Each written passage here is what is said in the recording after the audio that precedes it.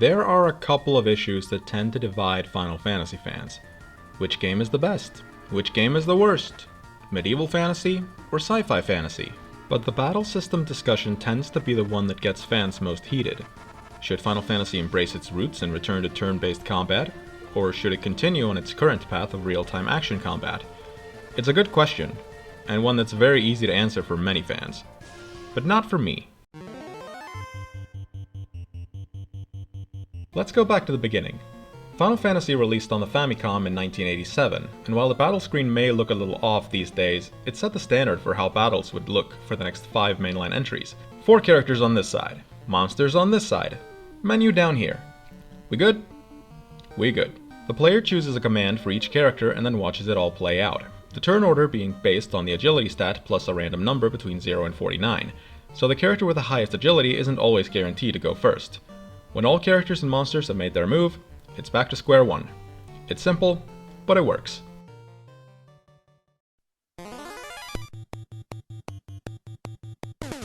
Final Fantasies 2 and 3 did very little to alter this system. Final Fantasy 2 did, however, change how stat growth is handled, and Final Fantasy 3 added perhaps one of the most important things of all: auto-targeting. In the previous games, if 2 or more characters targeted the same monster in the same turn and the first character ends up killing the monster, then the next attacks would be rendered ineffective. This may sound strange to someone who hasn't played the original versions of FF1 and 2, but with FF3 the next characters in line would automatically be assigned to another target.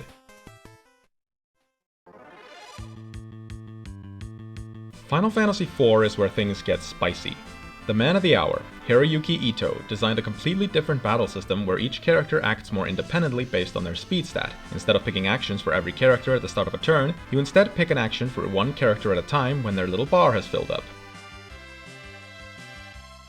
Battles still look the same as they did before, but we're now able to move much faster and more fluently. I really love this system. When I think Final Fantasy combat, this is what comes to mind. This system, dubbed the Active Time Battle System, became the standard for the next 10 years, and saw little to no changes made to it until they made an entirely new system for Final Fantasy X.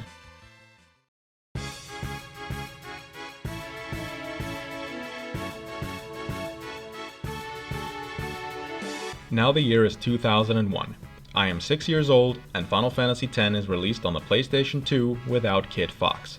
The active time battles had been replaced by something known as the Conditional Turn-Based Battle System. Battles were once again completely turn-based, but with a twist.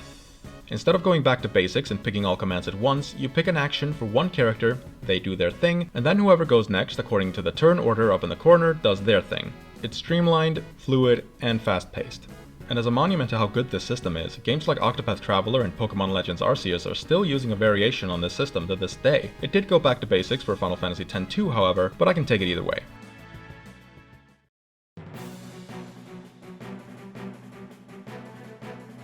Here's where things start to change drastically. Final Fantasy XI is an MMO, thus turn-based battles would have been pretty hard to pull off, especially in 2002. The FF11 battle system will be familiar to anyone who has played an MMO, but it might be a lot more archaic than they're used to.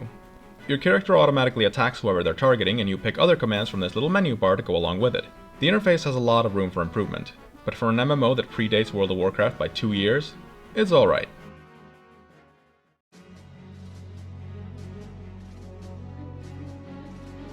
Final Fantasy XII ditched the MMO genre and went back to single player, but a lot of changes came with it.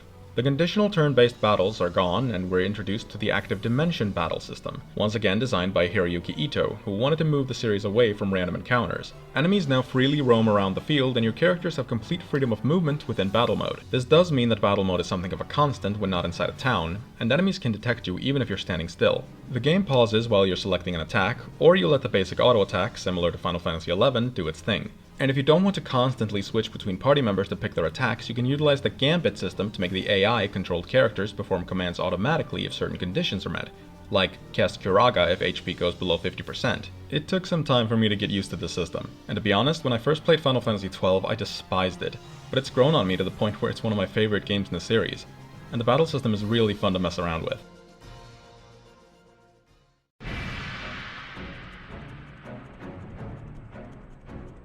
This is where things get a little messy. Final Fantasy XIII introduced the Command Synergy battle system, taking away the freedom of movement from 12 and putting us back into separate battle screens, but without random encounters. This time around you pick job classes for each character and create job combinations that you can freely switch between during battle. You can pick multiple actions with the character you're controlling for each turn, and how many you can do depends on how much space the actions take on this big bar. Meanwhile, the other two party members are completely controlled by the AI. There is no reason not to pick auto battle every single time unless you're going for the ultimate attacks that take up the entire bar. This system is weird.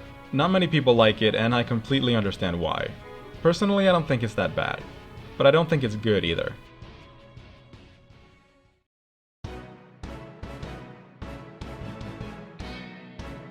Final Fantasy XIV was once again an MMO. The original build of the game took way too much of the outdated design from Final Fantasy XI and somehow made it worse. They had to reboot it after only 2 years, and the battle system is currently very World of Warcraft-esque, with a couple of alterations to improve the overall experience. It's really good. I don't have much to say about it.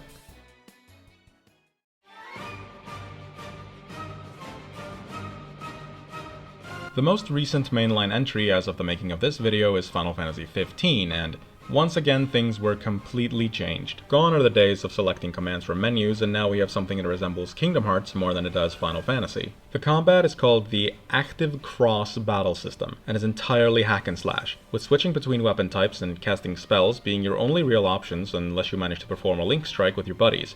And there's of course the Armiger, which functions kinda like Limit Breaks used to. There have been some big changes to the battle system over the many entries in this series, but Final Fantasy XV in my opinion made the most drastic change so far, shifting entirely to real-time action combat to the point where it barely even feels like Final Fantasy anymore. And I'm saying this as someone who actually likes Final Fantasy XV quite a bit. Of all the systems we've talked about today, this one seems to divide fans the most. There are many like me who welcome change and don't mind seeing their beloved series evolve, but there is an equal number of fans who don't like the more action-heavy route the mainline games are going in, and I completely understand why they just want to go back to basics, because Final Fantasy XV didn't even attempt to appeal to both groups. With Final Fantasy XVI on the horizon in the hopefully near future, and it going for real-time action combat once again, it's hard to see the traditional turn-based battles ever returning to the main series. But there is one thing I want to mention before we finish.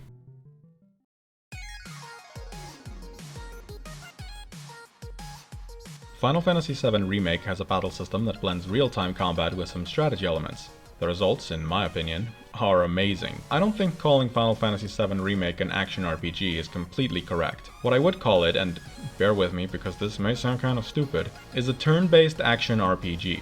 Sure, you have your normal attacks like in any other action RPG, let's say Kingdom Hearts or Final Fantasy XV, but the game makes it known to you that if you just go in guns blazing with a normal attack button each and every time, you're not gonna get very far. Every enemy has a strategy to defeating them that includes staggering them with specific commands that cost 1 charge of the ATB gauge that fills up by making basic attacks, and you can have 2 full charges at a time unless you use the refocus materia to gain an extra charge. ATB actions are basically every command that isn't a normal attack. Casting spells, using items, summoning, and special attacks are all performed by picking them from a menu that slows down everything around you and depleting 1 charge from the ATB gauge. While I would personally make some slight changes if given the keys to the second installment in the remake project, I think this is the best middle ground we have so far between the old turn-based or active time battle systems and the new real-time action combat.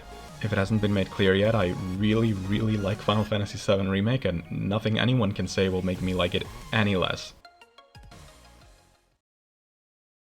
Thank you for watching this long video about Final Fantasy battle systems, and I hope you made it to the end. If you did, then why don't you tell me your preferred Final Fantasy battle system in the comments? I'm personally a sucker for the active time battles we had between Final Fantasy IV and IX, and also X too. But I don't think there's any one correct answer to this question. Except for mine. My answer is the correct one.